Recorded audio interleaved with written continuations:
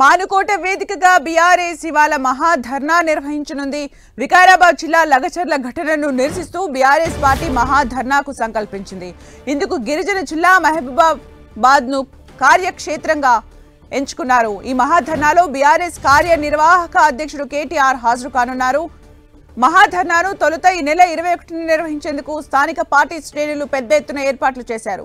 చివరి క్షణంలో ధర్నాకు అనుమతి లేదంటూ పోలీసులు నిరాకరించడం రాష్ట్ర వ్యాప్తంగా చర్చనీయాంశమైంది. శాంతి భద్రతల కారణంగా జిల్లా ఎస్పీ మహాధర్నాకు అనుమతి నిరాకరించారు. బీఆర్ఎస్ నేతలు వెంటనే హైకోర్టును ఆశ్రయించి వాళ్ళ ధర్నా నిర్వహించేందుకు అనుమతి తెచ్చుకున్నారు. దీంతో ఇవాల్టి ధర్నా విజయవంతం చేసేందుకు పార్టీ నేతలు పెద్ద ఎత్తున ఏర్పాట్లు చేస్తున్నారు.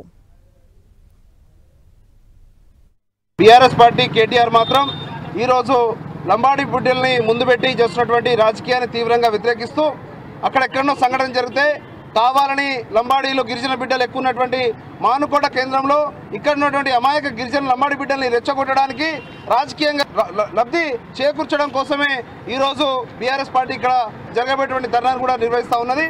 కావాలని రాజకీయంగా లబ్ధి కోసం మమ్మల్ని వాడుకుంటే మాత్రం ఖబర్దార్ బిడ్డ, నిన్న ఎక్కడ కూడా తెలంగాణలో లంబాడి బిడ్డలు తిరగని అని చెప్పి కూడా.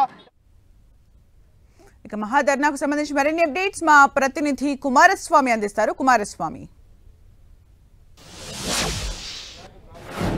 ఎస్ సుమిత్ర, లగ్జర్లకు సంబంధించినటువంటి బాధిత గిరిజనులకు మద్దతుగా బీఆర్ఎస్ నిలబడేందుకు వాళ్ళ భూములు ప్రభుత్వం సేకరించడం పట్ల తీవ్రమైనటువంటి నిరసన వ్యక్తం చేస్తుంది. బీఆర్ఎస్ అంటే లగచర్ల బాధిత గిరిజనులకు సపోర్టివ్గా ఉండేందుకు, మద్దతుగా ఉండేందుకు మొత్తం రాష్ట్ర వ్యాప్తంగా ఉద్యమానికి శ్రీకారం చుట్టింది. దానిలో భాగంగానే ఇప్పటికే బీఆర్ఎస్కు సంబంధించినటువంటి వర్కింగ్ ప్రెసిడెంట్గా ఉన్నటువంటి కేటీఆర్ జాతీయ స్థాయిలో ప్రధాన అంశంగా దీన్ని నిలబెట్టేటువంటి ప్రయత్నం చేసిండు. రాష్ట్రంలో కూడా ఎవరైతే ఆదివాసీ గిరిజనులు, లంబాడ గిరిజనులు ఎవరైతే ఉన్నారో వాళ్ళకు మద్దతుగా నిలిచేందుకు బీఆర్ఎస్ ఆందోళన చేపట్టింది. ప్రధానంగా వ్యూహాత్మకంగా మహబూబాబాద్ జిల్లాను అత్యధిక పార్లమెంటు నియోజకవర్గ పరిధి లోపల అత్యధికంగా లంబాడ గిరిజనులు, ఆదివాసీ గిరిజనులు ఉంటారు.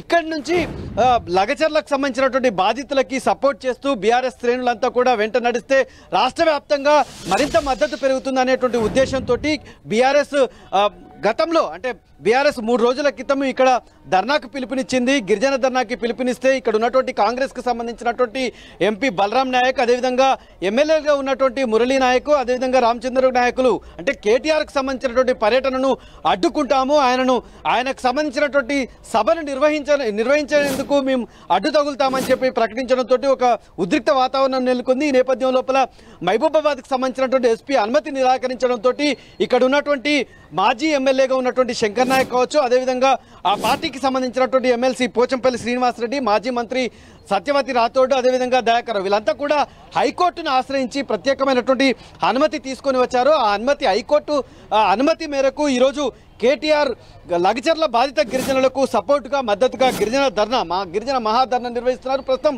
మహాధర్నా నిర్వహించేటువంటి మహబూబాబాద్కు సంబంధించినటువంటి ఎంఆర్ఓ ఆఫీసు ఎదుట మనం ఉన్నాం. ఇప్పటికే కేటీఆర్ బయలుదేరడం, కేటీఆర్తో పాటు ఆ పార్టీకి సంబంధించినటువంటి గిరిజన నేతలు, మాజీ మంత్రి సత్యవతి రాథోడ్ వీళ్ళంతా కూడా బయలుదేరారు. పెద్ద ఎత్తున మహబూబాబాద్ పార్లమెంట్ పరిధిలో ఉన్నటువంటి బీఆర్ఎస్ శ్రేణులు, గిరిజనులంతా కూడా సభా వేదిక వద్దకు చేరుకున్నారు. ప్రస్తుతం సభా వేదిక వద్ద మహబూబాబాద్ మాజీ ఎమ్మెల్యే శంకర్ నాయక్ మనతోన్నారు. శంకర్ నాయక్ గారు, ఈ సభ ద్వారా లగచర్ల బాధిత గిరిజనులకు మీ మద్దతు ఎలా ఉండబోతుంది, వాళ్ళలో ఏ రకంగా ఆత్మస్థైర్యాన్ని నింపుతుందని మీరు అనుకుంటున్నారు? ఇప్పటికే మీరు చూశారు, మా గిరిజన బిడ్డలకు, లంబాడి బిడ్డలకు మా ప్రియతమ నాయకులు daring and dynamic future of Telangana త్వరలోనే రాబోతున్నారు. వారికి స్వాగతం సుస్వాగతం పలుకుతూ వారు మా గిరిజనులకు మేమున్నాము, బీఆర్ఎస్ ఉన్నది మీ వెంట అని చెప్పేసి అక్కడికే ఎన్నో మా సత్యవతి రాథోడ్ గారు కానీ, కవిత గారు కానీ, మా చాలామంది మా వర్కింగ్ ప్రెసిడెంట్ కేటీఆర్ గారు వెళ్ళి వాళ్ళకు ధైర్యం ఇవ్వడం జరిగింది. మేమున్నాం, మీరు అధైర్యపడకండి అని చెప్పడం జరిగింది. అదే సందర్భంలో ఇవాళ లఘుచర్ల సందర్భం గిరిజనుల లంబాడి బిడ్డల ఆ విషయం పైననే, ఆ దుర్ఘటన పైననే ఇవాళ పెద్ద ఎత్తున ఇవాళ మానుకోట గడ్డ పైన ఇవాళ మహాధర్నా కార్యక్రమాన్ని పెట్టడం జరిగింది. వాళ్లకు మేమున్నాము, వాళ్ళని కాపాడుకుంటాం. ఇప్పటికే మీరు చూశారు, మహారాష్ట్ర రిజల్ట్ మీరు చూశారు. ఏదైతే ఈ సీఎం గారు రేవంత్ రెడ్డి గారు వెళ్ళారో అక్కడ ఎలాంటి రిజల్ట్ వచ్చిందో మీరు గమనించారు. అది చూసి యూటర్న్ తీసుకున్నారు. ఇది ఇండస్ట్రియల్ క్యారిడార్ పెడతాము, ఫార్మా కాదు అని చెప్పారు. ఫార్మా ఇండస్ట్రీ పెట్టినా, ఇండస్ట్రియల్ క్యారిడార్ పెట్టినా అది గిరిజనులకు ఇబ్బంది అవుతుంది. గిరిజనుల భూములు లాక్కోవద్దు, ఆల్రెడీ మాజీ ముఖ్యమంత్రి గారు మా ప్రియతమ నాయకులు కేసీఆర్ గారు 14,000 ఎకరాలు మంచర్లలో ఆల్రెడీ సేకరించి ఉన్నారు. మీకు దమ్ము ధైర్యం ఎలాంటి ఉన్నా, ఎలాంటి ఇండస్ట్రీ పెట్టాలన్నా, ఎలాంటి ఫార్మా ఇండస్ట్రీ పెట్టాలన్నా అక్కడ పెట్టండి.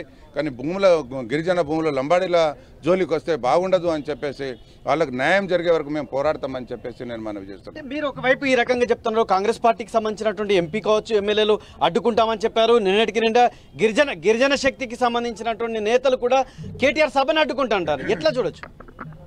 ఇప్పుడు గిరిజన బిడ్డలైతే, లంబాడి బిడ్డలైతే ఇది ఎవరి కోసం చేస్తున్నాం, ఎందుకోసం చేస్తున్నాం అనేది వాళ్ళు డాక్టర్లు చదువుకున్నారు, మేధావులు, విద్యావంతులు ఆలోచించాలి.